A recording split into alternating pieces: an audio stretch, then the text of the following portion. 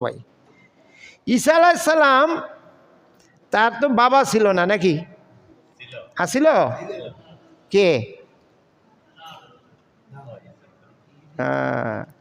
बेपदर फर्जंद पैदा उकुनात तिफलारा दर मेहदे गोया उकुनात बिना बापे তিনি সন্তান দান করেন। তিনি কে? বিনা বাপে সন্তান যিনি পৃথিবীতে আসছে, শুধু সন্তান না, নবী হয়ে আসছেন। তার নাম কি? হযরত ঈসা আলাইহিস সালাম। তার বাবা ছিলেন? আল্লাহ ইচ্ছা করলে বাবা ছাড়া পারেনি। বাবা কেন, মা বাপ দুইজন ছাড়াও পারে। হযরত আদম আলাইহিস সালাতু, তার বাবাও নাই মাও নাই। আমরা মনে করি যে আমগো দুনিয়ায় আইতে আল্লাহ বাবা আর মা থাকাটা বাধ্যতামূলক।